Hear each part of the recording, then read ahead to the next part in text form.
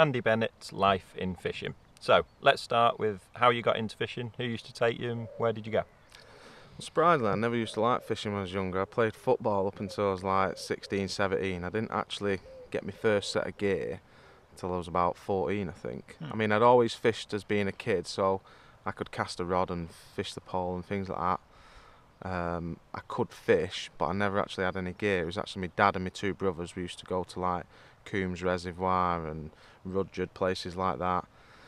And I used to go basically just because I wanted to be with my brothers and my dad. So yeah, like when I started getting a bit older and being competitive, I think when it really changed for me is like when I first joined a pub football team and I thought, why am I coming playing this? Nobody's taking it serious. You've got big bruises, elbow in your back and things like that because you're a young lad. And I pretty much sacked it off at like 16, 17 when I first played for my first pub team.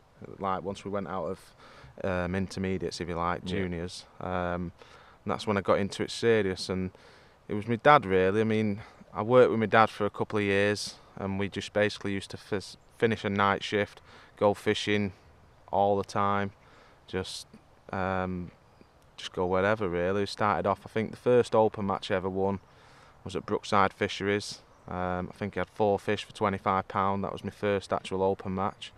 Spent a lot of time on there as a kid, like growing up, learning from the likes of Paul Jones, people like that. Used to sit behind him a lot. My brother was at that age then, like 5 years older than me, where he sort of lost interest. But our Lee was, our dads never really fished much after sort of 16, something like that. Our Lee, now and again, obviously going out drinking, girls, things like that, never really took it serious. But as a junior, our Lee was really good, do you know what I mean? If he'd have carried on, used to fish with Andy May a lot in the juniors, Lewis Breeze, people like that. They've gone on to be great anglers, I'm sure. I mean, he's still a brilliant angler now. He's been in fish show himself. He's won a few things himself, but with kids and things like that, he don't really get the time. But yeah, my dad and my brothers are the ones who got me into it. Brilliant. And then, so moving on there, so you've been pretty successful since you got into it properly. You're now full-time angler and coach, so how did that all come about? That actually come about, I had an accident 11 years ago. Got run over on the motorway, smashed all my hips in, all my pelvis, broke my back and stuff, and I was out for about 18 months, like rehabilitating, strengthening all my muscles back up, things like that. So that sort of like forced me into coaching, if you like, because I was coming fishing a lot more. I was like going through physio, couldn't do any manual work. I was still on a lot of painkillers for like a good 12, 18 months, still on crutches for 12 months after my accident. And basically, it was a lad on here, one of the OAPs, just said, do you do coaching? Like I said, I don't really. I said, you're better off seeing Andy May. Well, you're fishing the matches and winning. He said, like, I'd like you to coach me. And I said, well, I don't really know what I'm doing, if I'm being honest. Do you know what I mean? Like, I can come and have a day with you. And I had a day with him, and he actually went and won 2 OAP matches and an open match in the space of like 5 matches. So other people then start, can I get a lesson? And it's sort of knock-on effect from there, really. So I sort of stumbled across coaching, stopped it for a couple of years, went and did a bit of wholesaling on the van, selling to shops and things like that, repping for a few things, selling like bits and bobs of gear to shops. And then the trade was sort of falling away and, a few shops shut, lost sort of like 20% of my custom, if you like. So I sort of went back into coaching and then never looked back. I've probably done it on and off now for like 8 years, and it's getting even more and more popular now. Yeah, and so what was a very traumatic sort of time? You had an accident, ended up turning around, and has become your career. Yeah, I mean, like I had my accident 11 years ago when I was 22. 12 years ago when I was 22. I'm 34 now. So it would have been June 2007-ish, something like that. And then my dad died 10 years ago, and I got a bit of an inheritance off my dad, and I thought, right, I'm just going to have another year out before I start back deciding what I want to do, because obviously I couldn't do manual work. Still on a lot of morphine. I'm still on morphine to this day for my back, like painkillers, but it just gave me a year where I could go fishing a lot, and I fished for a full year, and I thought, everyone wants to be a full-time angler, and I did it for a full year, and I think I won 27 grand that year, match winnings. Yeah. but it probably cost me 15 to go, so it's not a viable living. You can't make a living just fishing matches. And bearing in mind, I think I won the Camazon that year, and that was like a £5 bonus on top of that. So in theory, I probably won 22 grand. And I think that was like, I kept track back then. I think I fished 150 matches, and 120 of them I was top 2 in the match. I think I had 59 wins. So I thought, well, I ain't going to better that every year. And you're out all the time fishing like 5-6 days a week, and it improved my fishing massively, but it's not a sustainable lifestyle. So you know, coaching allowed me to sort of keep going fishing. I don't fish as many matches these days, but I'm out on the bank regular and keeping in tune with it, so you know, it keeps you up there, because definitely the more you practice, the better you get, same as anything. But when you say actually practice, do you think it's important to be doing it in a match situation as opposed to just pleasure fishing? Oh yeah, definitely, because pleasure fishing is a different scenario. You've got to see, like, travelling about as well. I mean, I've fished so many different venues throughout the country. Like, I've seen pretty much it all. You know, so I've seen, like, take F1 fishing for example. I've seen slop shallow, riddled meat shallow, pellet shallow, maggot shallow, caster shallow. You stumble across a method, or you go to a venue and it's like, oh, this works. Well, I've never fished slop. Well, when you've seen all the methods that it takes to win, then when you stumble across it, you've done it. So like, even though I'm only 34, I would like to think in match practice, I've got a lot of experience. Do you know what I mean? There is, yeah. And speaking of that, of you going to these different venues, so like you said there, Matchman of the Year 3 times. 4. 4 times. That's rich. One more than Andy May. One more than Andy May. 4 times. So countless Partridge Lake match and league wins, multiple Westwood Festival wins, back-to-back Lindome Festival wins, pole fishing Masters winner at Tunnelbound Farm. When it comes to catching F1s, there's nobody more experienced, you'd argue. There's nobody with the record that you've got. Obviously that has got to help when it comes to that style of fishing, but then you also go into places like Whiteacres and fishing different styles as well. And you mentioned that actually the way that you started wasn't on commercial venues. Places like Rudyard Lake, that sort of thing is more of a natural. Is the natural side of things something that you'd look at a later point? Not really. I mean, there's not many. Rudyard now is took over by Prince Albert. Not Rudyard. Coombs is sort of took over by Prince Albert, so there's no matches on there anymore. I used to always go and have at least 1 or 2 days a year, just going fishing it in the evenings, and the fishing's brilliant. But you know, they make a lot more money from carp syndicates than they do from match syndicates. So Prince Albert now control that. Rudyard, you'd be lucky if you get 15 or 20 people on the matches, even if it's fishing well. You know, it's like the same sort of old school clique, if you like, that go there. Carmill's popular, but again, most of the matches are on a Monday or a Saturday, and it clashes with qualifiers, and it's like, I enjoy that style of fishing. When I go to Whiteacres and we fish Porth, and now, you know, I should have been in Ireland this week actually fishing Mucknow, but with Fishermania it's just too much on. So I do enjoy doing that style of fishing, but it's like the feeder venues up here, there's not that many other than Carmill. You know, I'd have to travel over to Southfield, and I just think like there's so much more, you know, things like Fishermania and the festivals that I choose to do. So like, yeah, it's that side of it, natural side of it. It's just, you can't do everything. Do you know what I mean? You've got to. I think to be at the top of any sport, you've got to focus on. And even though it's fishing at the end of the day, you've got to focus on that sort of avenue. You know, the lads who do well at the feeder fishing, they focus on that avenue. The likes of Buckwelder, Ringer, Wakelin, all the England lads. You know, they're doing it all the time. You know, it'd take me a season, maybe 2 seasons, to catch up to their level. Whereas here now, I'm just trying to stay up there, and you know, I think that's what you've got to do. Do you find that like focusing on certain aspects is almost how you work your learning, almost, where you're like, right, I'm going to go to this venue, get it sussed down, work everything out and all the little intricacies, and then move on to somewhere else? And not as when I was younger, 100%. Like, I'd fish. You know, when I used to work continental shifts, for example, me and my mate Bezza, we used to literally, I'd drive. When I first passed my test when I was younger, 17, 18-year-old, I remember we used to fish Tunnelbound on a Monday, Cudmore on a Tuesday, Wednesday we'd go to Blundell's, and Thursday we'd be at Brookside. So we'd be doing 4 different venues, then I'd do 4 days in work, and then, it might fall on a Saturday, Sunday, Monday, Tuesday when I was off, and I'd go, you know, didn't really come here in my younger days. I didn't start coming here until I was about 18, 19. But when I first passed my test, literally we'd go to any venue where there was a match on. So, you know, I've literally fished all over the country. There's not many venues that I haven't been to be honest. Yeah, and now that obviously Partridge Lakes in over the last sort of 10 years, 8 years, something like that, has just become a superpower in commercial fishing. The amount of anglers that come on all through the week at the weekend, fishing against that number of anglers must stand you in good stead when it comes to qualifiers, because the opens here are 80 anglers often. So when it comes to these bigger matches, you're already doing that. Yeah, week like in, it's week easy out. to go and fish a venue where you get a lot of space and everyone's catching £200 or £300. When you come here on a Sunday, it's almost like a fishermania. The pegging could be 2 and miss 1.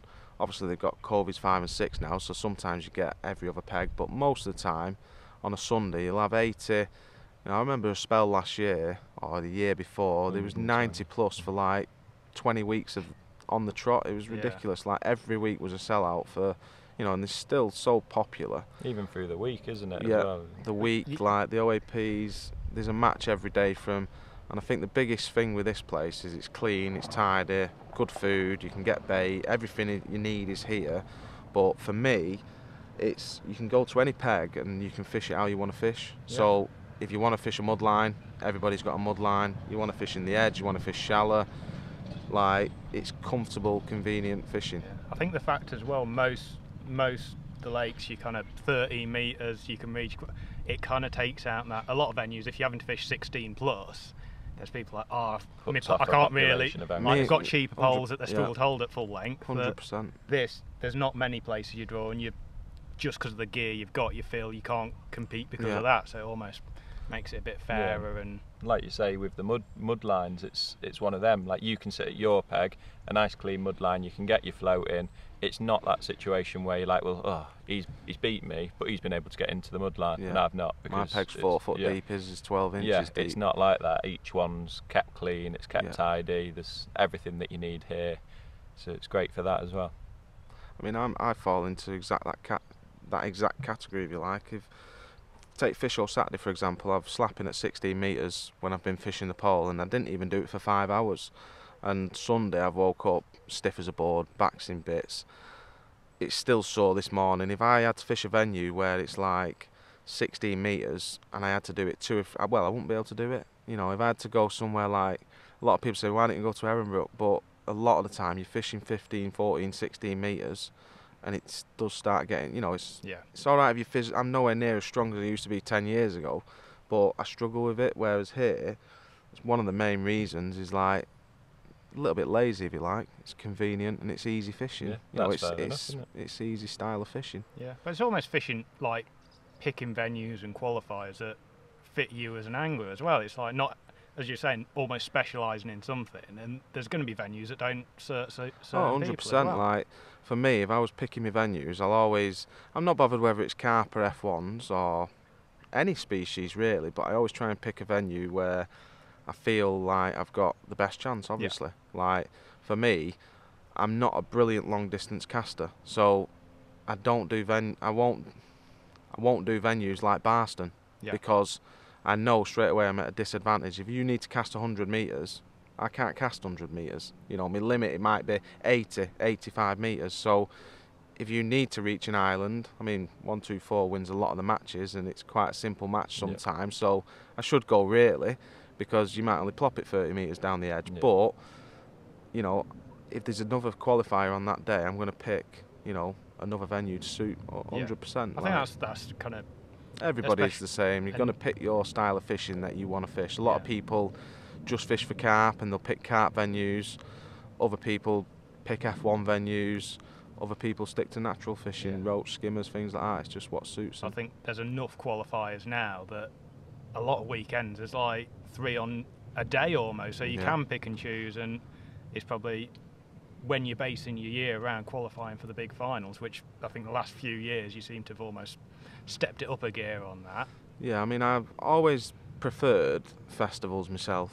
Like, I always see it as like, I've not had that luck though. Like, I might change my perspective now because I've won Fishermania. Yeah. But in the past, I've always, I've been in finals, and I was second in the Golden Reel, and I've won a couple of sections in the match lists and things like that. Probably won maybe 7 or 8 grand out of big money finals in 12 attempts. Yeah. But that's probably 3 pickups, say. Whereas the other 9 times, it almost feels like a waste of time and effort. You're just part of the show. Yeah. So like with Fish Show, it's all right because they give you 500 quid, so that pays for your expenses. But like I've qualified for the match this, other than the 250 quid I won for winning the match, what it's going to cost me to go and practice and time off coaching and things like that, the time and effort I'll put into it could end up costing me £1 grand, and I might not win nothing. Whereas already this year, for example, I fished my first 4 festivals and I won them all, and I got 10 grand. So for me, it's like no, but for me, like Standard, it's a lot more consistent when you fish festival fishing, because it's over 5 days. Whereas these big money matches, they are a bit more of a lottery, and you put the time and effort in, keep knocking on the door, and Jamie Hughes has proved it, Powers has proved it. They've both won 100 grand plus a piece. So if you keep doing it, your rewards will be there. This last 2 or 3 years, I've definitely spent more time fishing more qualifiers. Yeah. Not to the level of like Jamie and Andy, but I'll go 2 hours and I probably do on average 10 to 15 qualifiers a year, which is only 3 or 4 chances per event, if you like. But the last couple of years, I can see now, I managed to get in 3 last year and 3 this year if you include the Fish North final. So I can see it's working. Yeah. So then I'll spend more time next year, especially with automatic qualification for Fish Show. Yeah. I'll put a lot more time into my Golden Reel and Maybe match this. 100%. So do you feel then that festivals being over 3 or 5 days, do you think it almost benefits the better anglers without consistent kind of anglers? bigging Don't people get me wrong, up you've sort of still thing? got to draw, Rich, you know what I mean? You've still got to draw good pegs, but I think over 5 days, mistakes will happen, and the less mistakes you make, the more you will be rewarded. If I can have 5 steady days fishing compared to someone who has 3 and 2 bomb outs, like, you'll be rewarded for that. So the longer it goes over, that's why I used to enjoy the Camazam so much. And I know it got a bit of like a northern thing, and the southerners, they weren't big enough matches to sort of enter, but over the course of 9 months fishing for the Camazam, you was rewarded, do you know what I mean? So you'd put the time and effort in, whereas with these big money matches, you could spend a lot of money. One of my fellow gurus there, Mikey Williams, he spends an absolute fortune. I think it cost him 160 quid to fish Saturday. Yeah. If he was to do it again on the Sunday, it's nearly a full week's wage gone just trying to qualify. Is this 2 bad draws, and it's a lot of money wasted, do you know what I mean? Did you think then that the Dynamite in the mix match would suit someone like you mentioned, Mikey? I know Mikey does a lot of miles. He lives in South Wales, in the sticks out the way somewhere. He's travelling far. Something like that, where if a company did that monthly, where it's big money, enter big money but big reward, would suit people like that. Yeah, because I mean, it's, what is it, 100 quid a ticket? 125. So you've got to pay your fuel on top. Probably would cost Mikey to fish that match, for example, the same as what it's cost him to fish a match this. Yeah. Okay, he can only win 10 grand compared to 50, but it's a one-off chance. For him to qualify for the 50, he's still got to win that qualifier. So, yeah, like for me, them type of matches, I think they'll be really popular. It'd be nice to see the money spread a bit more rather than so top heavy, but I think the only way you'll do that really is getting more people on the match. Obviously, to generate 10 grand in funds, nobody's going to keep chucking 10 grand in every month, so the anglers have to fund it themselves. But if you said, right, 7.5 grand for winner, 2.5 grand goes on section money or something like that, get the money back. It'd be a bit more of an incentive then. Yeah, definitely think that makes sense. Just let that fly over the top. So, although we've mentioned your record to do with F1s and carp, this winter just gone, I saw that you focused a lot of time towards silverfish at Bradshaw's. Did a lot of that style of fishing. Was that just to mix it up, or is that just, what was the situation there? If you do this fishing like I have for sort of 10-15 years on the trot, you do see patterns, you know roughly what's going to happen, and you know, I was fishing the Saturday Winter League here, and I was trying to fish as many silver. I want to be busy. I want to get bites. You know, I don't enjoy matches where I'm fishing for like 10 or 15 fish. It doesn't. I want to feed and something happens, get a response, and then I can adjust it. And Bradshaw's was perfect for me because it's awesome fishing anyway. But you know, even if you had a bad day and you caught, say, it's not a bad day, but say you went and had 12 pound of roach, you'd still have 100 fish. Yeah. So, you know, if you dropped on some better stamp fish, catching 20 to 30, 40, you know, I think I had 99 pound of skimmers one match in the winter. Nice. But I did cheat because I used pellets.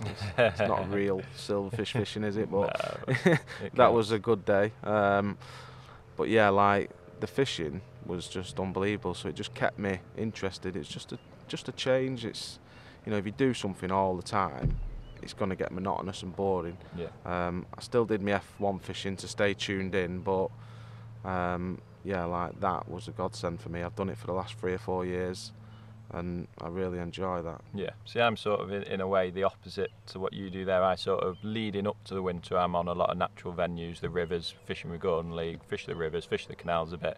Then when it comes to winter, I'll then travel up here on mainly that 80 peg individual league, do an odd jump in for an odd team, and it's a funny type of fishing because the weights are never massive, but I enjoy the type of fishing. Yeah. It's sort of hard work, but you get rewarded at some point. There's always that point through the match here where you catch some, but like you say, it can be 15 bites, but that might be £35, £30, and be enough. If it's 15 bites, you kind of one extra bite through the course of a match is a big deal. Whereas if it's £300, if you're not on them, it's kind of you're not really going to compete. It is like it's different as well. Like you learn different venues. Like I learnt a lot this winter about maggot fishing down the middle and things like that. When we was going to Tunnel Barn, for example, throwing bait was really important. You come here and fish the same way, you'll catch nothing. So like, yeah, F1s are F1s and carp are carp and they feed very similar and stuff like that, but the makeup of the actual lake is what's really important. If you've got a lake that's 7 foot and a lake that's 3 foot, they will behave different. Yeah. You know, like if you've got a lake that's 15 foot like Hayfield with carp, everything wants to be up on the top, whereas if it was 3 foot, there'd probably be no waggler fishing. It'd be all like mugging and deck fishing and things like that. So it's interesting, like going to different venues. I fished a lot of tunnel, a lot here throughout the winter, and the venues are just totally different whatsoever. Different. I suppose that's where, having fished so many different venues over the years, even if you've not fished that specific venue, there's somewhere similar with the same sort of depth, same sort of stocks and everything that you can kind of relate it back to give you a bit of a head start. 100%. So, what's next for Andy Bennett? Just keep doing as I'm doing, really. Got the match this in about 4 or 5 weeks, I think it is, end of August. I've got the Fish North 2 weeks after that, which is a new event this year. I think that's 10 or 12 grand to the winner. And then I'm at Lindholm next week for the festival, the summer festival there. And then I'm down to Whiteacres to try and get in the Part D, try that really. And then it's just busy all year really with the winter leagues and stuff. You think winter's going to be quieter than summer, but it's actually not, because all the leagues are on, so your commitment's even more in the winter. Yeah, and it starts getting to that team fishing where you've got something in the diary. You can't really just decide what you want to do yourself because you've kind of committed to that. I think I'm up here in the winter as well. We both are, aren't we, this year? Now you've kind of told me. We've both been roped into one. We'll see. Yeah, no, that'll be good. But, yeah. So we'll leave that at there.